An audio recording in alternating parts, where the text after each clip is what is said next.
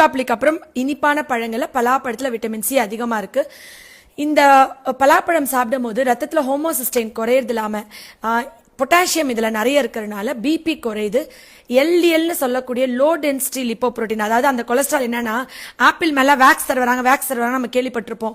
மெழுகு மாதிரி இருக்கும். ரத்த குழாய்கள் அப்படியே மெழுகு மாதிரி பிசுக்குன்னு இந்த கொழுப்பு போய் ஒவ்வொரு உறுப்புகளையும் படிஞ்சு அந்த ரத்த குழாய்கள்ல படிஞ்சு அடைப்பு ஏற்படுதுல, இது என்ன பண்ணும், போய் ஒவ்வொன்றையும் கொட்டி அந்த ரத்த குழாய்களை ஃபுல்லா சுத்தம் பண்ணி கையால் இப்படி கிளீன் பண்ற மாதிரி கிளீன் பண்ணி லிவருக்கு கொண்டு வந்து எல்லா கெட்ட கொழுப்பையும் சேர்த்திரும், அது அங்கிருந்து வெளியேற்றிரும்.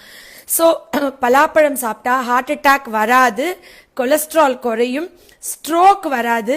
நீங்க பால்ல வெள்ளைப்பூண்டு பால் கொதிக்க வச்சு குடிச்சா கூட வேர்வை நாற்றம் வரும், இல்ல உங்களுக்கு வந்துட்டு அல்சர் வரலாம், எல்லாமே வரலாம். பட் பலாப்பழம் நம்மளுக்கு இது நேற்று நான் படிக்க ஆரம்பிச்சதுக்கு அப்புறம் ஒரு மாதமா இதை பத்தி நான் ஆய்வு, ஏன்னா பலாப்பழம் சீசன் ஆரம்பிச்சு ஆல்மோஸ்ட் பிப்ரவரில இருந்தே ஸ்டார்ட் ஆயிருச்சு.